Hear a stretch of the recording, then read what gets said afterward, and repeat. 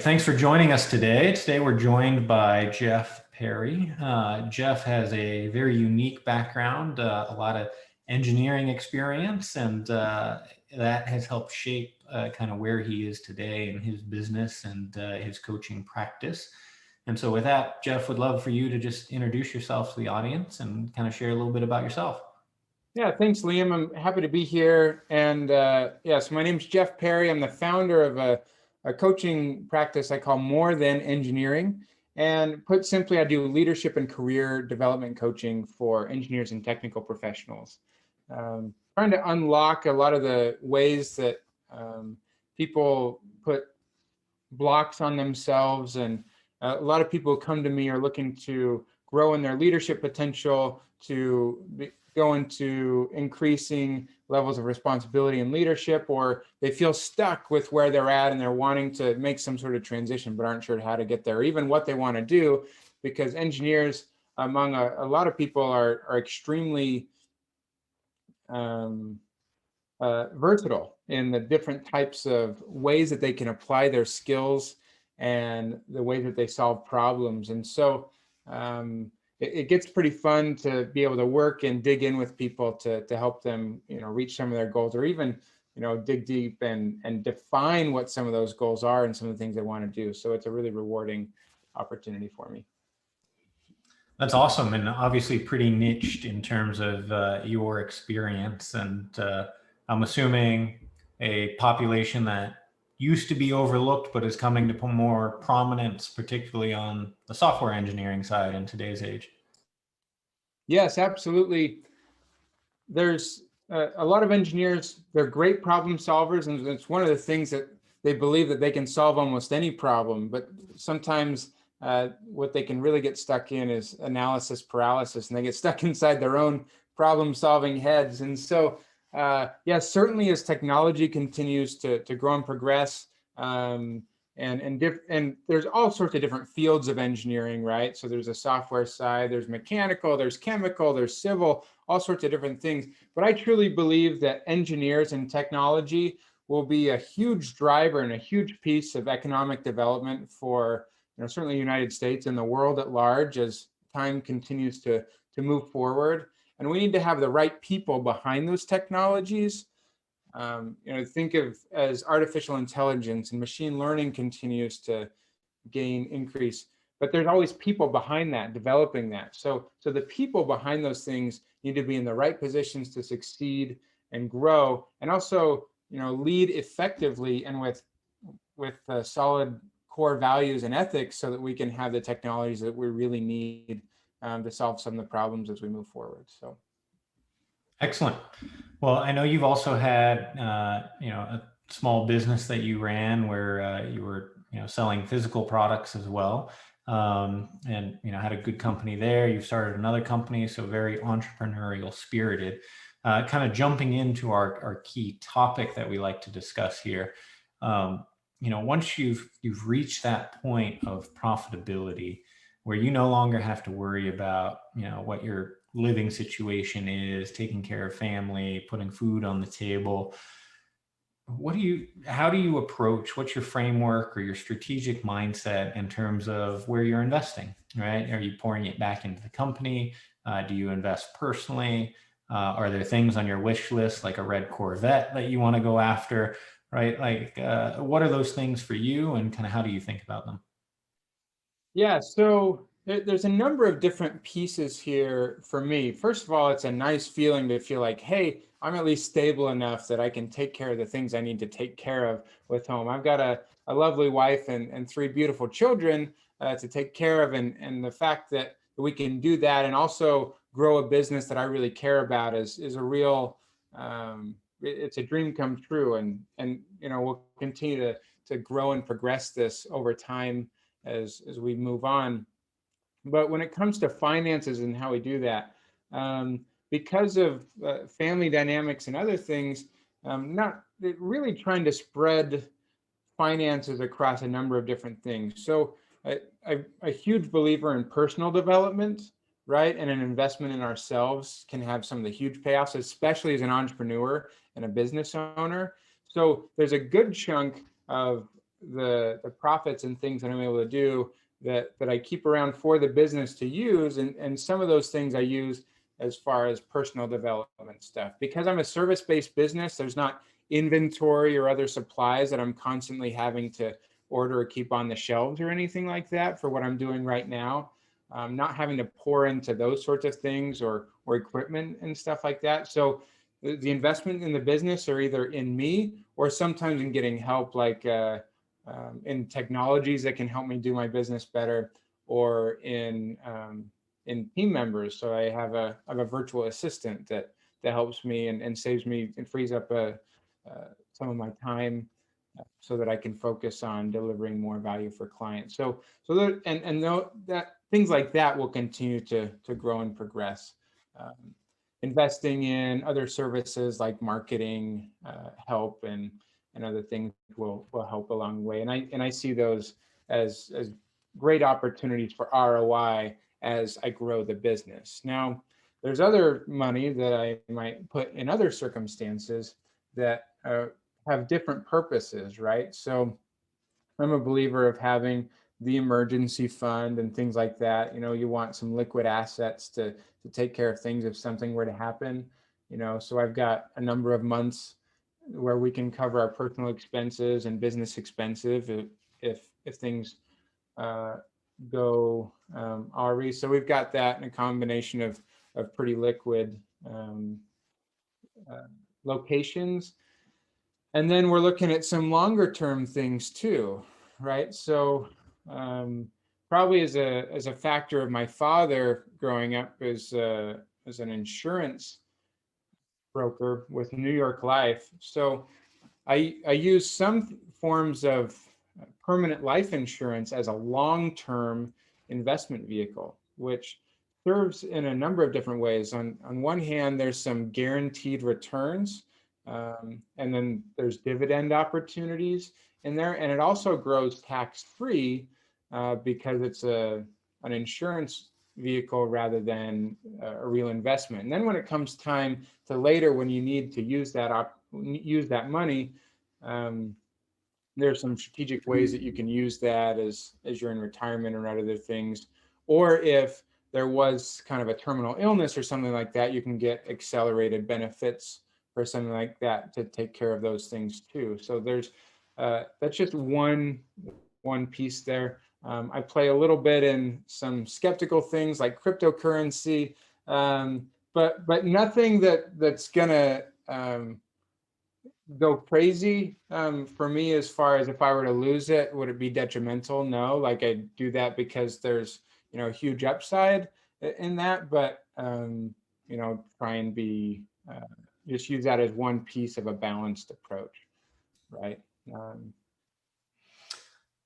Makes sense. So a couple things that I picked up on there. One, you had mentioned, hey, you've got this rainy day emergency fund. What's your guidance or your philosophy in terms of how many months you like to see established there? Yeah, so my approach is about 6 months.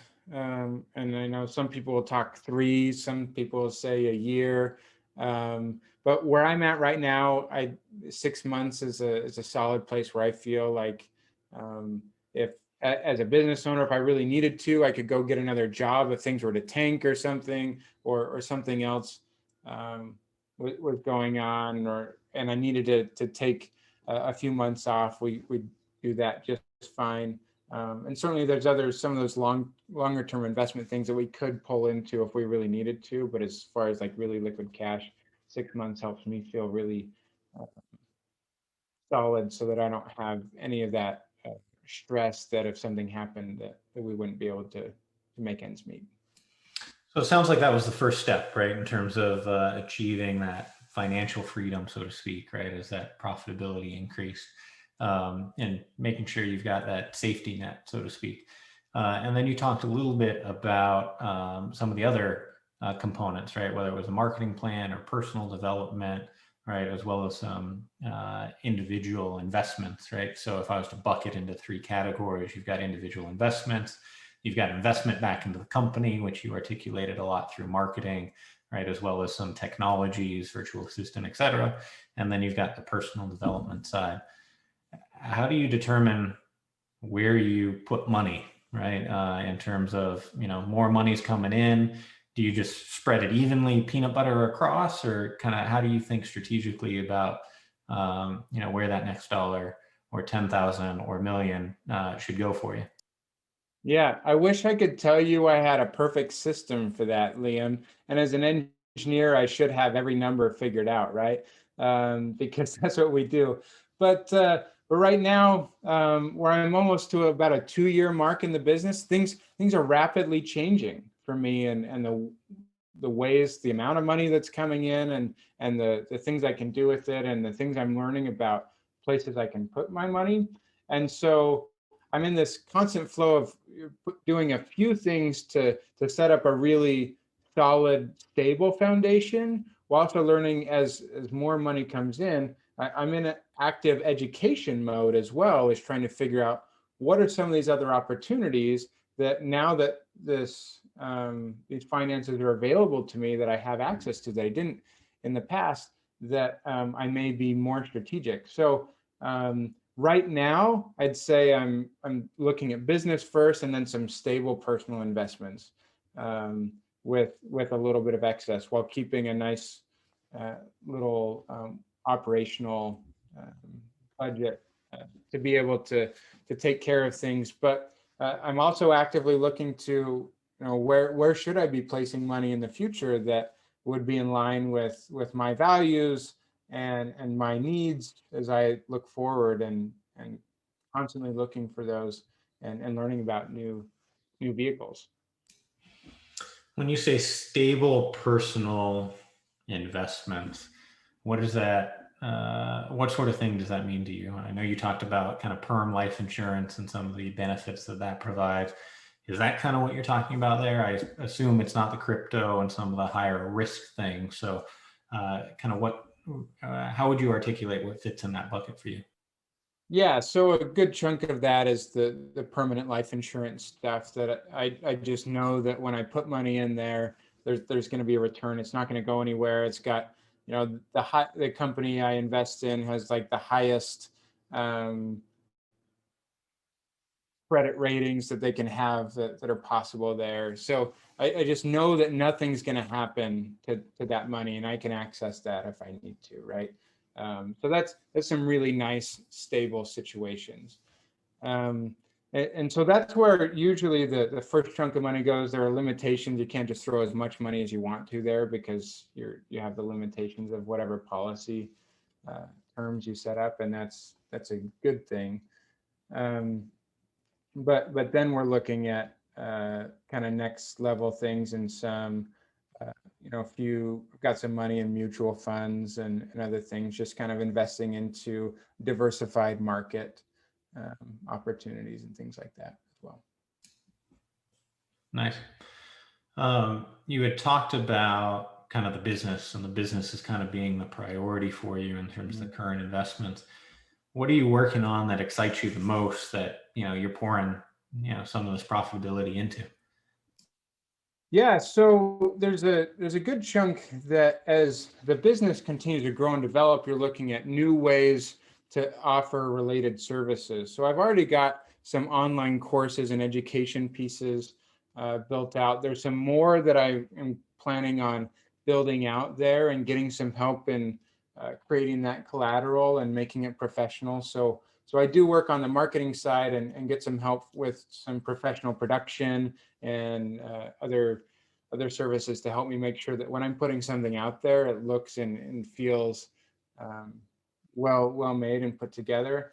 There's some other things on the marketing side, as far as getting some help in making sure that my messaging and my approach and the structure of the programs that I put together are really the right fit for me and my clients as I move forward.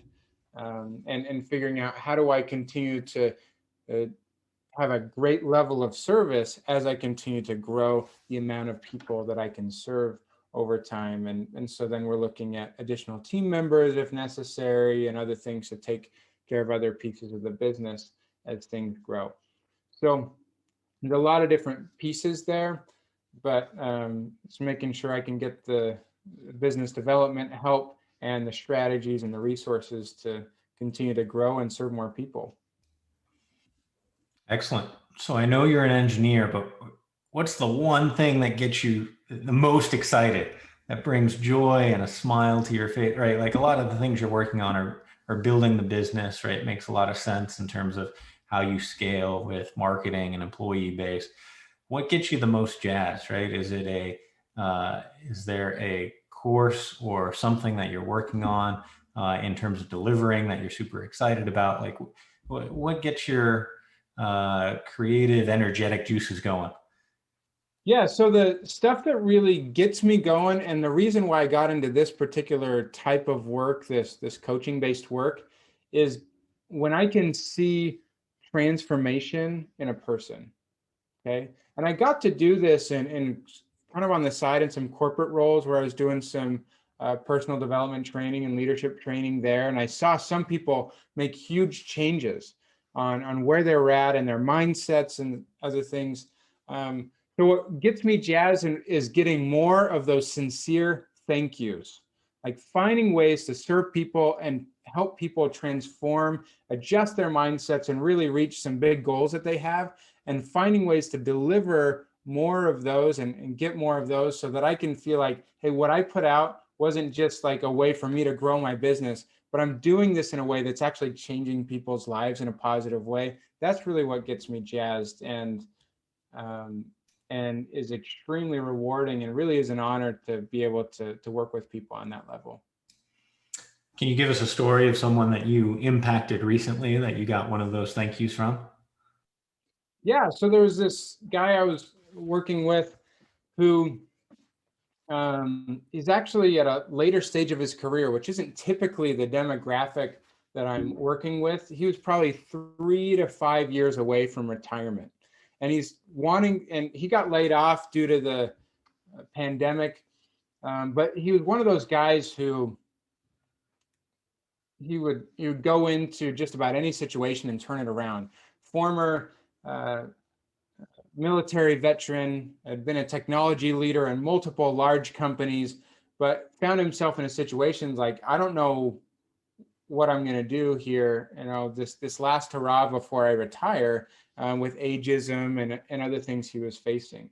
But we went beyond and went deeper into not just how does he find another job, but understanding his mindset, digging into what does he really want? What does he care about in this next thing?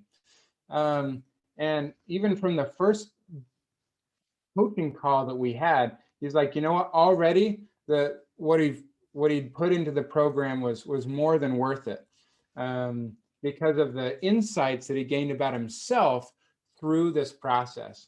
And he's also one of those people that, because he's a successful guy, he is one of those people that doesn't want to ask for help ever. He's too prideful to reach out to them. So some of the conversation we had to have was just to help him get over himself and be willing to reach out to people that he already has conversations with, who know the quality of his work and what he can do, that he was able to have those networking conversations with and look for those opportunities. He was able to do that and find something that was really a great fit for him and have the confidence to move forward with this next stage of his career. And he's also one of those guys who's really great about giving back. He gave me this really awesome gift. He makes these cool clocks, these custom clocks, and he sent me a gift of one of those. And that's one of the coolest gifts I've ever received, and something I'm going to cherish for a long time.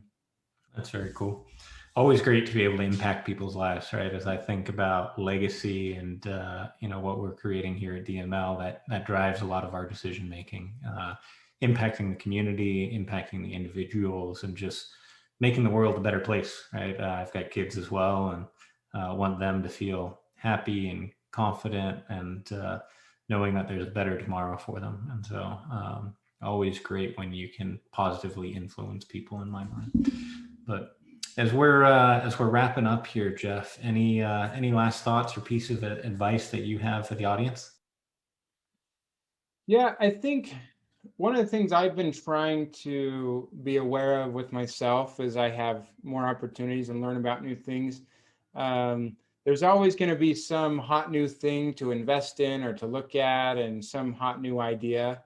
But not jumping in at things with the impulse of it, but really trying to do things when you invest and understand something. And that's why for me and where I'm at right now, the easiest thing and the thing that has a great opportunity for me to have some serious ROI is back into my business, because I know it and I can control much more of it than some of the other things that are going on. Um, and I can uh, take really responsibility for what I'm doing. So it's something that as I look at other things, I'm trying to make sure that if I invest in something new, something that I'm really educated about and understand about, rather than just, doing an impulse trendy investment that might not, that I don't actually know anything about. So that's what I'd say. Very cool. Well, thanks for sharing today, Jeff. Appreciate it. What's the best way for our audience to be able to connect with you? Yeah, so there's a number of different ways. Most active on LinkedIn as far as a media platform. So you can find me, Jeff Perry, on there, and I post most days, various things on personal development and leadership. And then I have my own website and blog at morethan-engineering.com. And for any engineers out there who might be listening, looking to make those career transitions, then go check out my other program and some free training at engineeringcareeraccelerator.com. Very cool. Well, thanks for joining us today, Jeff. I really appreciate you spending the time. Yeah, thanks so much, Liam. It's been a pleasure. All right. Take care.